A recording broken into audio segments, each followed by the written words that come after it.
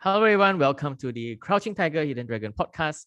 And as you've been listening, we like to talk to business leaders in Asia. So today I have someone special with us. He's a true friend, a long-time friend. I've been on his show about 3 times, and he is none other than the email marketing guy, Andrew Wong, right? So we have a lot of email marketing experts in the West, right? In the Europe, in whatever country, but this is the Asia one that you should really look out for. All right, so Andrew Wong, a bit of introduction before I ask him the first question. He helps business to write better emails, right? So I was just talking to him before today's podcast. We talked a little bit about cold email as well. So he does inbound. He helps you with warm email, cold email. He is the email guy, the co-host last time of this 3 Marketer show, which I was on for many times. And also is the owner of ANTZ Digital. So Andrew, welcome to the show. Thanks, man. Thanks, brother. Anytime. Okay, so the first question I would like to ask Andrew is, what is your favorite Kung Fu movie? Wow. That's a good way to start. I don't know what's the Chinese name for it. It's called SPL. And it starred, I think, Donnie Yen and Sammo Hung. I think it's called Sapo Long or something like that. What is the story about? Policeman, and I think a triad boss. Sammo Hung was the triad boss, and I think Donnie Yen was a good guy, and the fight scene on stage was gritty, and it is not like your typical flying here, flying there, with fireworks and all those things. This is like very on the street kind of fight. Similar like what you see back in John Wick. You can literally feel the punches. Awesome. And may I ask, what decade is that? Is it around the 80s? Because as we speak about Donnie Yen and Sammo Hung, right, their career exspans at least 50 years. Oh, yes. So I want to get a good gauge. Is it a recent 2000s or is it 80s? I think probably it's a 2000. Probably it's a 2000. Is it, so I don't know the movie. Is it a contemporary? It's contemporary. Yes, okay. Contemporary. Yeah, because as you know, Kung Fu movies, it's either contemporary or traditional. Or it's traditional. So it could be, like Wong Fei Hong or Ip Man is slightly contemporary. So yeah, so this is modern. This is modern day. Cool. So yeah, one of my favorite Kung Fu actors, Sammo Hung. Nobody mentioned a Sammo Hung movie yet on this podcast. Donnie Yen, of course, a lot of people have mentioned Ip Man, and of course, these two are pure martial arts practitioners. So they are pure. Like one I think when I asked Anna Chiu, my previous guest, she said Jet Li, right? So these are pure practitioners of the art that become the actors as well. And yeah, great choice. I will check it out. SPL. Do you know the Chinese or Cantonese name anyway? I think it's Sapo Long. Sapo Long. It's supposed to be a place name. Am I right? I have no idea. All right, so I'll look that up. I'll try to find the cinematography details and I'll text you and see. I'll look it up. But anyway, good choice. Very gritty, very good movie. Anything except Sammo Hung's earlier movies. I think anything is Sammo Hung and Donnie Yen is a powerhouse. Yes. Yeah, it's a awesome movie. It should be an awesome movie. All right, so starting with this, right? So this, we have an email marketing expert. So the context of this conversation, right? So actually, I have been following Andrew's content. So he's been doing a lot of webinars and workshops currently focusing on cold emails as well. And for the longest time, he's also been focusing on the email newsletters, which is the email subscriptions that you have for your company. So what I will ask the first question, right? So let's jump into it. So when it comes to email marketing for business, what are some common mistakes in their email marketing efforts that can be avoided in most businesses, right? So for example, this is actually a true story. A lot of my emails go to spam. And then I asked Andrew about it. Then he said, oh, actually, I still don't understand the things that he said, which I will get his help about it. But he said, oh, Bob, you need to update your DKIM and your SPF. I don't know what SPF. So anyway, Right. DKIM and SPF, which I still don't know. But anyway, let's start off with that. Like, what are the common mistakes that people can avoid? Yeah, the DKIM SPF is basically to show off, to scare the hell out of you so that you at least pay attention to me and you listen to me, you see. But generally speaking, let's put it in a more layman's term. Let's say now you get an invitation to attend a very cool nightclub or club, all right? And everybody wants to get in, okay? So now, when you walk in, the bouncer is going to ask you for identification. So it's either your invitation card or whatever that identifies you that allows you to get in. The bouncer is your Gmail, or the club itself is your Gmail, your Outlook, and all those things, right? So you show your identification. Your identification is your email authentication, your DMARC, your DKIM, your SPF. They need to make sure that you have properly authenticated in order to go into the club. So similarly, when you do email marketing, you send an email to Bob, for example, and Bob is hosted, his email is hosted in Gmail. Gmail is going to verify me. Is this guy, Andrew, is he legit? Is he proper? Does he have the right credentials? Because the bouncer's responsibility to make sure that only the right people gets to you, right? So once you go through that, then the next step is this, what you do in the club. So if you go in and you start selling to everybody you see in the club, it is as good as you sending spam emails or basically sending emails to try to sell your product from the get-go. What will happen? Your members is going to complain. The members of the club is going to complain and say, hey, this Bob, every day he only talk about himself and try to sell something to me. I think this guy, I'm going to kick him out of the club already. That is where the club members unsubscribe for you, or worse, they unsubscribe. If they avoid you, they are as good as unsubscribing. But if they start reporting you to the bouncers, it is as good as they reporting you as spam. So the bouncers, what do? They will kick you out. So Gmail is going to kick you out and you can no longer enter that club already. But if you go in and you start adding value, like what we discussed earlier, you help people and you become the go-to person where everybody start crowding around. Hey, Bob, got some interesting ideas about how to connect with LinkedIn. You better listen to him. And everybody start crowding around you. Now they are subscribing to you. Okay, so they will listen to what you have to say. Now, over time, after delivering value to these people, some will reach out to you and say, Bob, I like what you say. Can you help me with this? I've got this problem.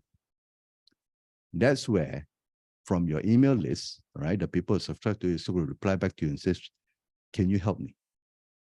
An opening has been done. That is for you to then go and sell and promote your services.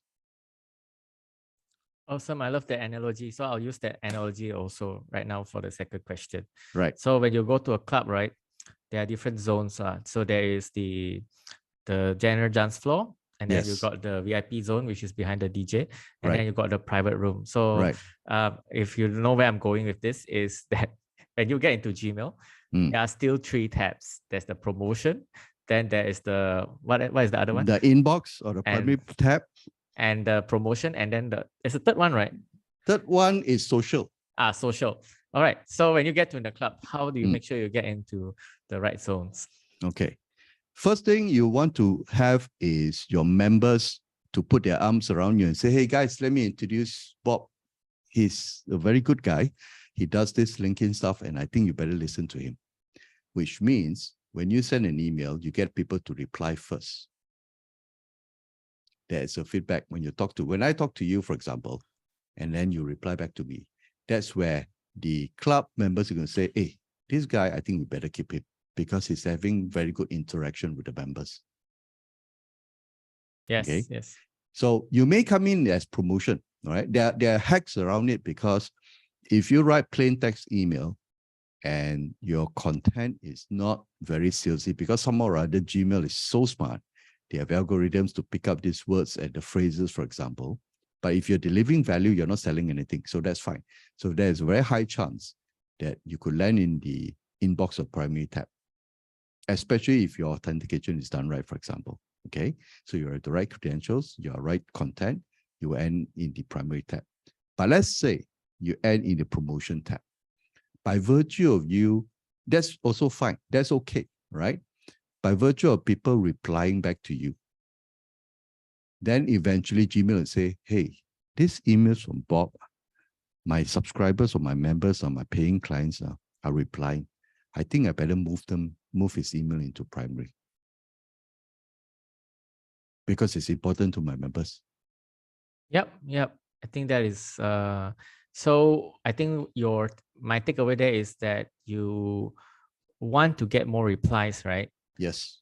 But for most emails, and especially for most subscriber lists, right, they don't really do the replies, especially a lot of my clients who are coaches, they do like register in webinar link, or even a lot of the emails I receive. Most of the emails I receive are not focused on replies; they are focused on the CTA, right? Yes. So does that help the click, or do we need?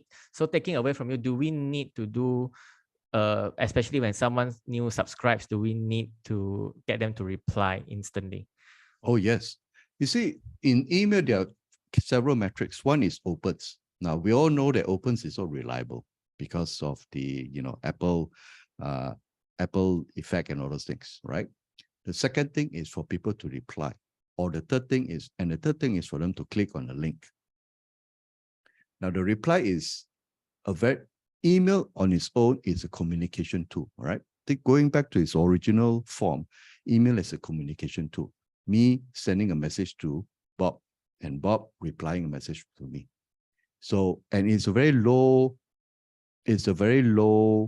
barrier, because it's similar to like social media. When you write a post, you want them to comment. Your comment is similar to you getting them to reply back to your email. What's the point of people liking, which is opening your email, right? And not writing any comments to your social media posts? You're not going to get many, you're going to get far as reach is concerned. But when people start interacting and commenting on your social media posts, it's similar to when people start replying to your email. That's interaction, that's engagement. So would you have a specific campaign, like let's say, like I also have these campaigns. I have these campaigns going on. Hey, if you want to help me with this, reply yes. So do you have, let's say, to get more replies when they subscribe, do you have a campaign going out? Okay, if you would like to, whatever it is, reply to this email. Yep. When I do, for example, even my welcome sequence, for example, the first email or the second email is tell me about the biggest challenge that you may face. Or if I want to make it simple, now, same thing like you taught me in LinkedIn, by the way, Bob is my sifu or my master when it comes to LinkedIn. He taught me a lot of stuff about LinkedIn. And the first thing that you mentioned previously is when you write a post on LinkedIn, you don't expect the reader, for example, to elaborate a lot in terms of reply. You want to make it easy for them. So you say reply yes. That's one form of reply. So similarly, when you do email, for example, if I write an email introduction and say, hey, thanks for subscribing to my newsletter, okay? And just to make sure that my email reaches you, can you just reply hello, for example, or reply yes? That's it. No brainer, right? So when the moment they type in even hello or yes, there is a form of reply already. So when I do campaigns for myself and also for my clients, every 2-3 emails, for example, I will slip in an email that requires them to reply back to me. Awesome. I think I really like that tip. So maybe I'll start doing that with my list. Yeah. So I'll start doing that. All right. So I help a lot of, like you said, I help a lot of businesses with LinkedIn, and I also help a lot of coaches, speakers. And what I find a lot of times, I help them with running their webinars, as you know. So one of the things I start off with, the questions when I onboard them is, hey, do you have an email marketing software with you. Yes. All right. So back to the club analogy. My first question is like, how do they get into the club into the first place? In the first place, they might have their social media, they might have their website, right? So how do they get into the club, which is to get a list of emails in the first place? Okay. So if you have social media, so social media is a great traffic generator. So in marketing, it's never about, never about one particular medium. So if I tell you that email is the best tool, I'll be lying to you. You need a combination of tools. So social media is a good way to generate traffic. So now once you build a following on social, because it's easy to follow on social media, right? You got multimedia content, you got text content and all those things. If you want to grow a newsletter or you want to start a newsletter, you then invite those who responded back to you and say, if you'd like to know more, I have a newsletter which I share a lot more details about this. Because there are certain things you cannot share on social media. What you're doing is this, you're putting the message out on social media and you're waiting for people who are similar, who will share the same interest with you to reply. Because only people who share the same interest with your content is going to reply. So when they reply, you then invite them off from the social media into your private. I call my newsletter, for example, it's like my private social channel, because this is where I communicate directly with the people that I want to talk to. I'm creating my own little club. So to answer your question, use them and invite them to your newsletter, but you got to give them a reason. You can't say that, I've got a newsletter, join me. Nobody's going to do that. If you go look at a lot of website, for example, and say, join my newsletter, what the hell would they want to do that? People are trying to have so-called zero emails in their, or zero emails in their inbox. Why would they want to add another newsletter to it? You got to give them a very good reason. So if you put awesome content and people say, hey, I want to know more, right? Because your content on social is going to be like on the surface. But that's where you say, I'm going to dig deep into this particular subject. And it's only available in my newsletter. Now you get the right people who are really interested to join. You're not going to get a lot of numbers, and neither do you want a lot of numbers to your email because it comes with a cost, because your ESP is going to charge you for it. So you want the right people to be engaged with you, to join your newsletter. So how do they first start off growing, getting their subscribers for their list? Was that like things like having a opt-in in their website, or having like you said, you can subscribe to my email for email marketing tips, things like that? Yes, right. You have it on the website. If you have a website, that's great. If you don't have a website, then you do it on your social media, in your profiles, or in your profiles, for example, or even in your posts. So for example, sometimes you may have a post related to what you want to write, also what you are passionate about, right? For example, in my case, let's say I write about email marketing.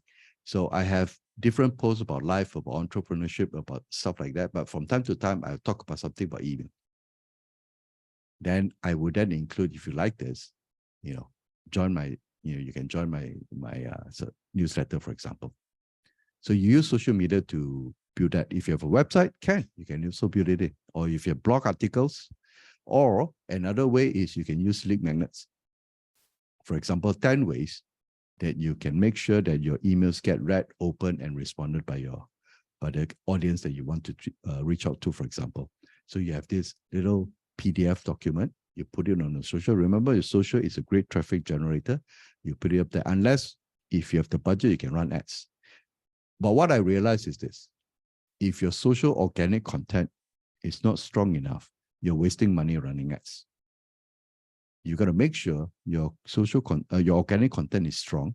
You have people responding. That means you already have the message that people want to listen.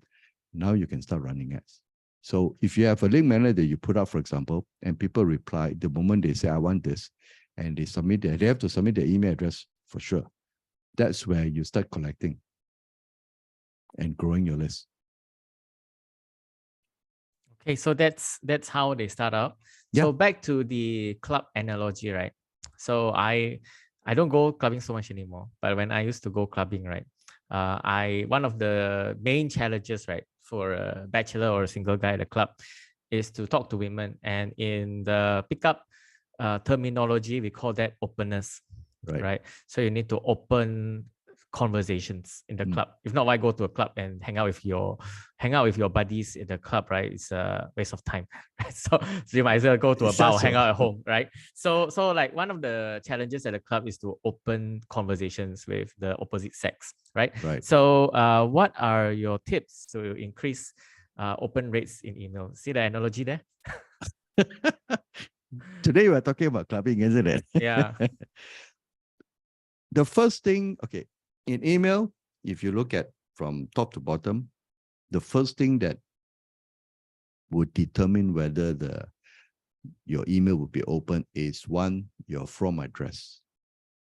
I'm going to look at, is this guy, do I know this guy? Right? From address is from Bob Lowe, from Andrew, from anybody else. So that's number one. Number two is then you look at your subject lines. Is this email relevant? Right? There are statistics that say about 46% of the email readers, for example, they decide whether to open the email based on the subject line alone. So your subject line has to be very important. So if you talk about, let's say the clubbing scene is your opener is, would you like to have a drink with me? That's not going to be very, it's like, I've got something to offer, right? Yeah. So let me add to that as well. Yes. Why this is a good analogy, right? So in a club, the challenge with opening a girl is first you need their attention because there's so many things happening. Right. They have their friends, right? So in your email, you have your inbox, you have your emails from your real people sending you emails, right? And then another thing that happens in a club is it's very loud. There's music. So opening a girl, you need to capture the attention, and then where do you take it from there? Okay. So similar, remember when you are in the club scene, it's like you're on social media. You're not the only one posting. Everybody else is doing it. Everybody else is trying to attract attention. Yes? So you're making content, you're posting content or videos, whatever it is. And then one or two of them will respond and say, I like what you've written. So in email terms, is this, you're posting on social media. Some of them will like your content after a while. Okay, you might have to go to that club, once a week or whatever it is to be familiar where everybody knows you and all those things. Okay. And once you're there, and some will say, hey, I'd like to know more about you. That's where they subscribe to your list. Now, you can now have that private conversation and says, okay, let's find a quiet place, to talk about things. And you're inviting them into your list. You're having that private one-to-one conversation, although it's done at scale, but you're having that one-to-one. So the copywriting aspect of it is you always write an email to that one person. So if I'm writing 10,000 people in my list, which I don't have, right? But let's say I have 10,000 people. But when I write my email, it's as I'm writing to Bob, nobody else. Now, when Bob or whoever receives this, it becomes very personal because it's not like I'm not making an announcement email. I'm making a conversation with Bob.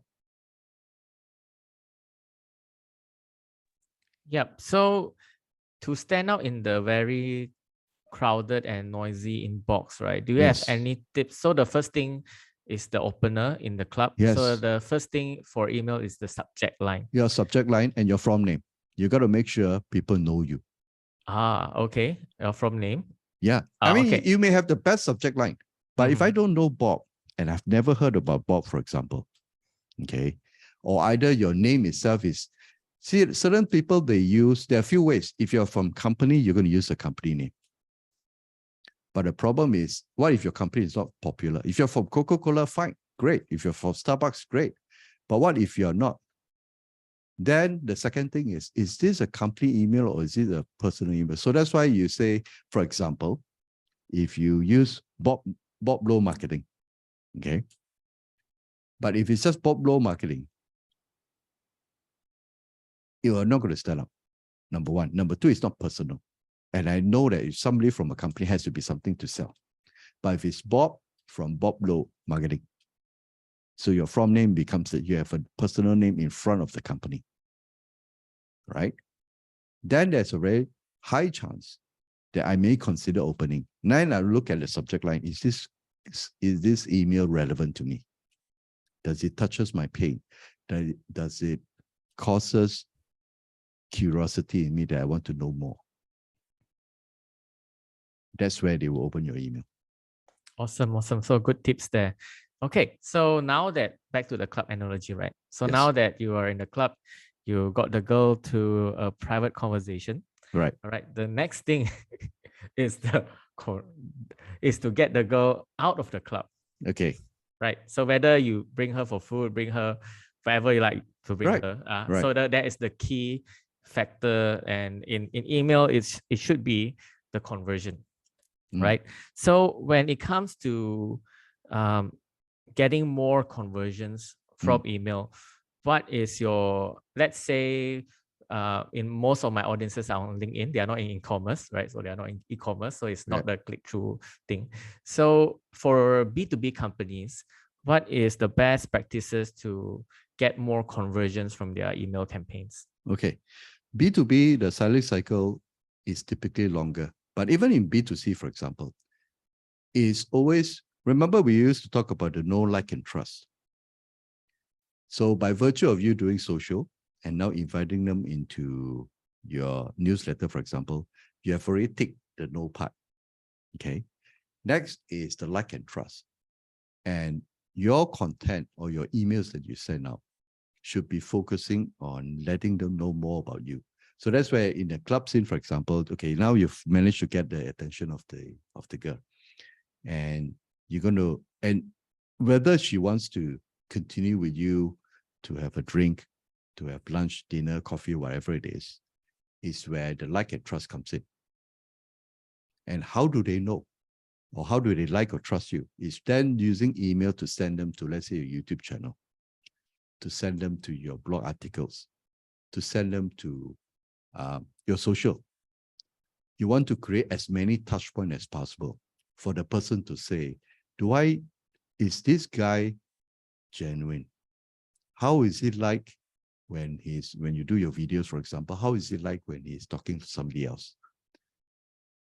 So when I see Bob on multiple channels, for example, on podcasts, on YouTube, on social, and then I see that people interacting with him, those are, let's say, if a lot of high-level people are interacting and commenting on your LinkedIn, for example, there's no doubt now that I can trust you because there's social proof. So you use email as a distribution channel once you've gotten them in to send them to other channels as well. So you want to create as many touch points as possible so that they know, like, and trust. So that when the time is ready for you to say, hey, would you like to have dinner with me? It becomes a natural yes. Because you're not being pushy.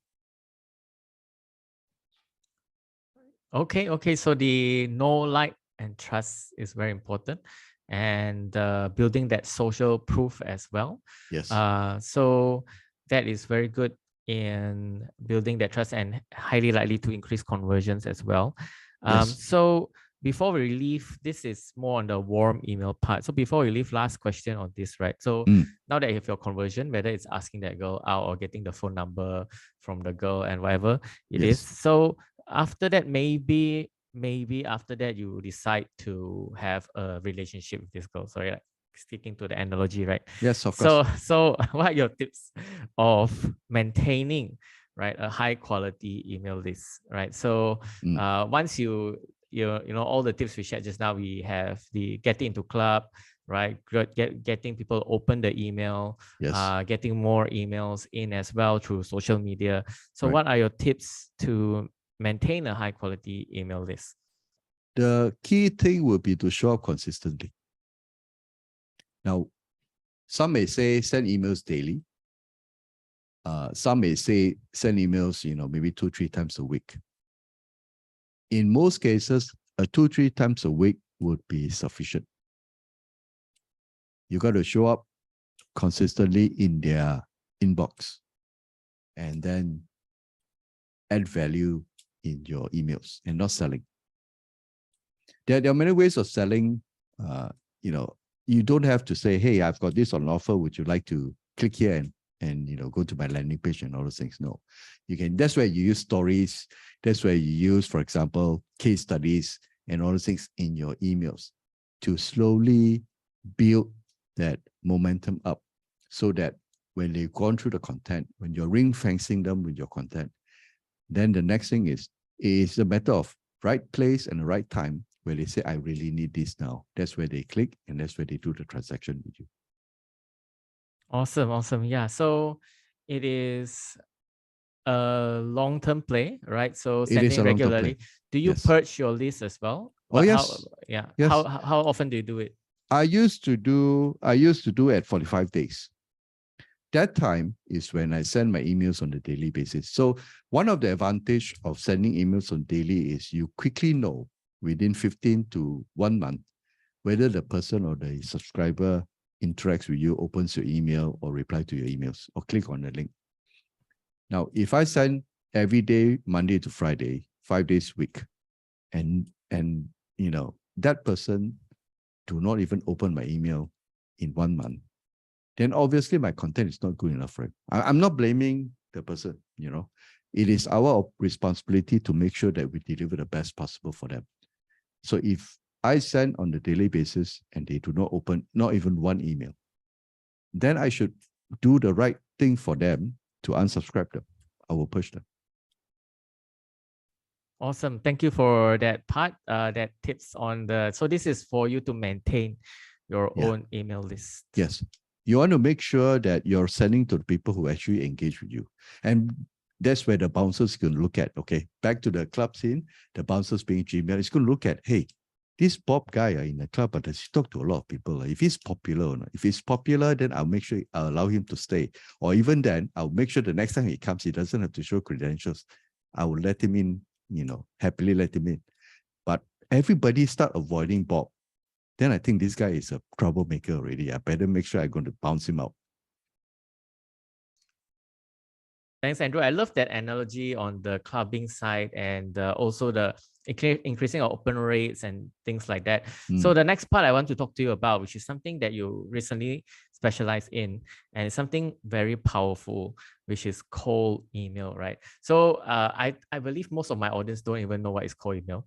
So can you tell us what is cold email and what businesses should use cold email?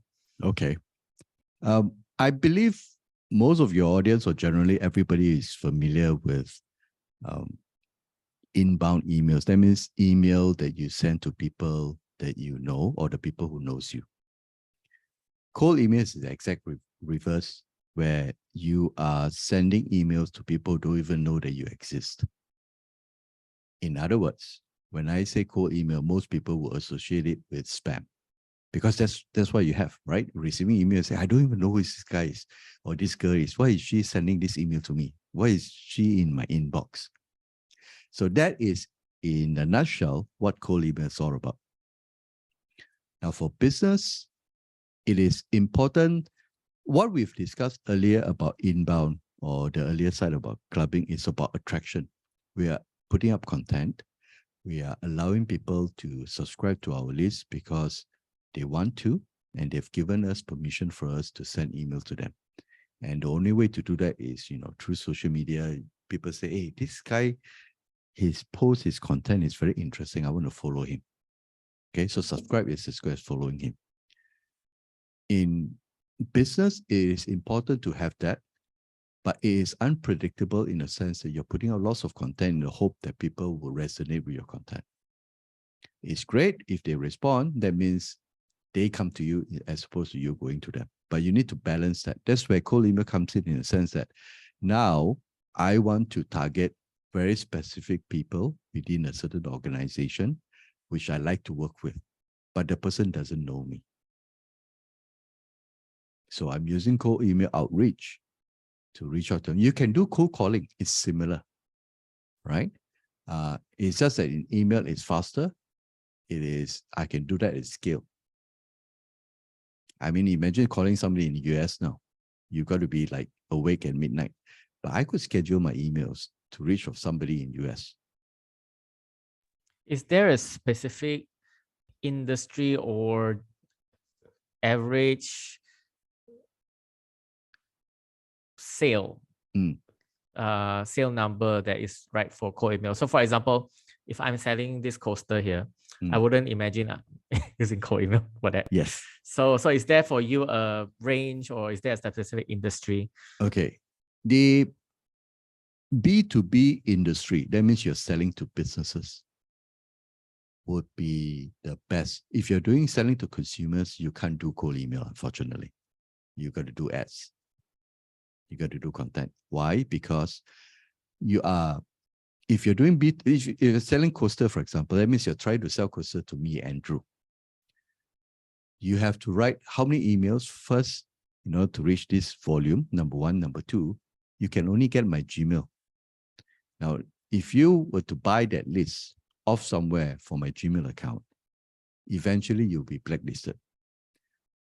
Why it works for B2B is because they are using company email. So when I do cold emails, I'll be sending emails to their corporate address or corporate email address. I'm not sending to Bob Lau at Gmail. I'm going to send it Bob Lau at Bob Lau Marketing. And that is allowed in all forms of legal because it is a public email. And that's where you can get from databases and all those things. Or either even from, for example, if you're using LinkedIn Sales Navigator, you would have the email address, right? This is where you use it. And if you happen to have their Gmail address, I would advise you not to send because that's personal privacy. So send to their company email. So that's why it works for B2B, because I'm communicating to somebody through their corporate email address. Awesome. So I think that is the main concern, right? So like if you talk to most business owners or people on LinkedIn about cold emails, isn't that spam? Am I breaking rules? Is that GDPR, or like the privacy PDPA, things like that? Yes. So what are your advice to them, for them who are scared and also concerned about their reputation? So they'll say, I don't want to do this because, I don't like to be spammy. I'm concerned about my reputation. So what would you say if a client says that to you? Right. So similar, if on LinkedIn, for example, since we're on this profile and I got to know you on LinkedIn, you send a DM message out to connect with somebody. Isn't that a cold outreach? Yes, it is. So similarly in email, for example. Now, here's the difference between spamming and targeted outreach, or I call it, in my terms, sniper marketing or sniper leads.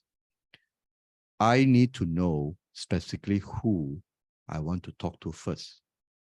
So a lot of businesses initially, when they think about spam, is I give them a list of email address and say, I want to reach people who are within this group. I want to reach all the certain industries of customers. You give me all the list and I'm going to blast to everyone with a single same message. That's where spam comes in, because it's not relevant, it's not personal, it's not directed. But when we do proper cold email, I actually look at the profile of the person that I want to reach to, the position, the company, the history, the size of the company. We actually have a very small list of people that we outreach. It's not like 10,000 people. It's probably like 100 or at most maybe 200 people. We know the position. We know exactly what they are interested in and the industry they're in. Now we reach out to them. So the power of cold email is you get to decide who you want to reach out to, or which company. It's not like every company that has, let's say, 10 people and I'm going to reach out to everyone. It's not like that. Yep, that is very insightful and comes to my favorite quote that I always like to comment on your post, Andrew, is spam itu tak halal, right? Yes. Yes, you need to understand a lot of context to get that joke, especially in Malaysia, we get it. So spam itu tak halal, right? So speaking about just now when we were talking about the club, the opener, and then talking to, so one of the keys in email marketing, as I heard you say just now, is that personalization. Yes. Right. So to make it relevant to people. So what are some tips you have when it comes to personalization, when it comes to cold email marketing? You need to do a lot of research. Okay, let's look at the club scene again. First, you go in and you're a newbie. within the club itself, there will be a group or maybe certain individuals who are highly popular, who are highly respected. Yes. And if you want to be in that circle or to be seen within that circle, you got to identify this person. Now, you're not going to walk up to this guy and say, hey, my name is Bob, and then, I'd like you to introduce me to your friends. Ain't going to happen. You got to understand why is this guy popular? What is he interested in? What sort of value can you add in? So that's where your offer comes in. You need to know your offer with regards to this person. So similar in cold email, if a client comes to me and say, hey, Andrew, I want to reach, a certain group of companies, certain valuation or market cap, $1 billion company or whatever it is, we then need to know within that company itself, we employ hundreds and thousands of people. Who do you really want to talk to? Okay, now we narrow down and then we niche further down and says, what is it that you have on offer that would be interested to this guy or girl? And you dig deeper, you understand their pain, you understand their problems, you match that with your offer. Now we will send an email out. Now, this email is not a selling email.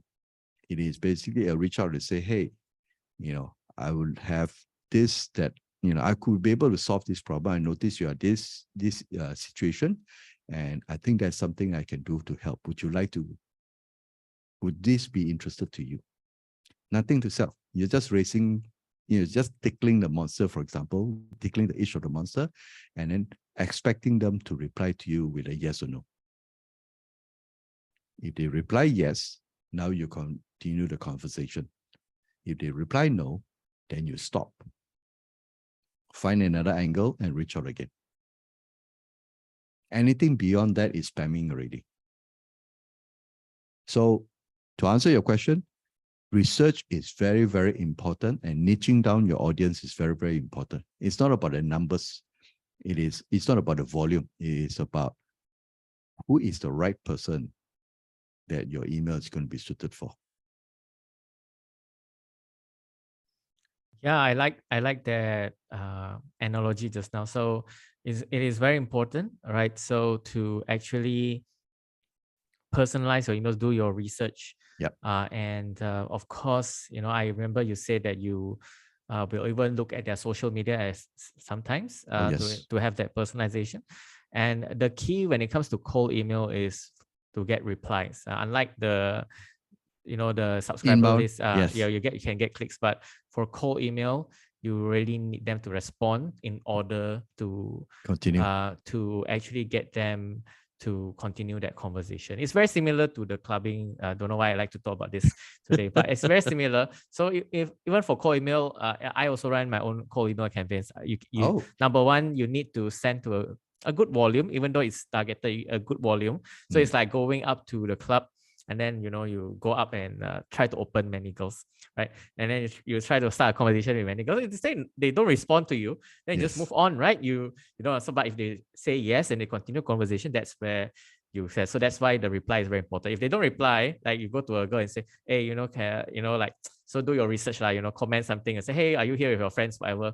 Right. So start a conversation. If they don't reply to you, then of course, that's the sign to move on. So I'll try again. So anyway, the key when it comes to cold email is to get them to respond, right? So last question before we go. So we have already talked a lot about emails today. Last question before we go is, can you share? So for most of my audience, they are LinkedIn, they are business owners, and a lot of them are marketers. Yes. So for yourself, when it comes to any case studies or any successes that you've seen in your clients, I remember, I just recall you actually shared something, but maybe you cannot say of a success you recently had. But what are some of the success stories that you can share here? Okay. I think I won't be able to mention names, but there's this client of mine, and he's into packaging. He has some success in the States, but he wanted to reach a very big company. This is $1 billion sort of food service company, right? And initially, when we were having this discussion, he reached out to me through one of my webinars and says, hey, I want to target these companies, but I'm not sure. So I said, why don't we try? So use a similar thing. We did a lot of research into this company. We know what are the needs. We know what are the market they serve. So one thing about cold email is, and the good thing now is you have LinkedIn. Those days we don't have, right? We only have a name of the company. I'm like 10, 20 years ago. We only have the name of the company and we don't even know who they are. We can't do background checks. But now you can, right? So with LinkedIn and all the other social media, you know basically who's the target audience or the target person that you want to target to, and you know the surrounding people. So what you mentioned earlier, we try as much as possible not to do the pray and spray or spray and pray kind of approach. We have 3 tiers. The target tier 1, the person that we really, really want to reach out to. Tier 2 is the people that surrounding this person, the assistant managers or wherever it is. And tier 3 is the influencers within it, which is the industry itself or the people that they are connected to. So long story short, we've identified these 3 tiers and we crafted an email which is relevant to them, which is in the area of the problems they face in their food service business, which is sustainability or which is the guarantee of supply. If you're doing packaging, you got to make sure that as you grow your business, your back end, which is your supplier of packaging, will be able to respond to you and support you, you see. No point getting all the ingredients in place and then only find out that your packaging is lagging behind. So having that guarantee of supply is important. So we use that angle to actually do an outreach to them to say, would you be interested to have a conversation? Would you be interested to have an alternative source of supply? And that's what we did. And this evening itself, we just received a reply. And the good thing, remember, I talked about 3 tiers. The reply came because tier 2, which is one of their so-called juniors or their co-workers, actually forwarded the email to tier 1. He didn't respond to tier 1. It is from a forwarded email from one of his colleagues. And now he replied back and says, I would like to have a chat to discuss more, to learn more about your service. That's how it works. That is amazing. Yeah, a lot of people neglect this. They only send the cold emails to the decision makers. But good to hear that, it's also valuable to reach out to someone who is not the direct decision maker in this as well. Yes. Same thing as in selling itself. Everybody wants to reach the CEO, right? The first thing you ask any business owners, you want to do business, I want to talk to the CEO. But the problem is the CEO doesn't know you and neither does he or she has a time. And you remember the know, like, and trust? They don't even trust you. But what if you reach out to the CEO because to establish a presence, but at the same time, you're talking to the vice presidents, you're talking to the general managers, and the general managers and vice presidents combine, then recommend to the CEO and say, hey, Mr. Bob, CEO, I've got this person. He's pretty interesting. He's got a pretty nice offer. I think you should, consider talking to him. Now, the recommendation is coming from his inner circle, not from you, but by virtue of you reaching out to these people and surrounding your content with these people, they push it up to the top. Now the top will give you a chance to talk. The next thing is, can you actually close this? It's entirely up to you. Right? My responsibility to open the door, and now you go in and you do your show. All right, that is amazing. Thank you, Andrew. Thank you for sharing all the insights with us and it's been a pleasure. Relating and vibing with me when it comes to the clubbing analogy. So for my audience here, Andrew has a lot of content. I've been on his podcast many times, but he doesn't have a podcast right now. He doesn't have a show anymore. It's called a show. Anyway, yes. Please follow Andrew on all channels. And do you have an email list you want them to subscribe to? Go to my LinkedIn, follow me, and you will see my list from there. Okay, okay. So yeah, follow Andrew on LinkedIn. That is very important. So, anyone? Yes. No, I mean, any LinkedIn social, go through my content. Then you will decide the know, like, and trust whether I'm the right person for you. I use this to filter. And because I do not want anybody to just go into my newsletter because either one, you'll be interested or you'll be disappointed because it's not for you. But once you understand where I'm coming from my social media post, that's where we can then make a decision to continue the conversation. Thank you so much, Andrew. All right.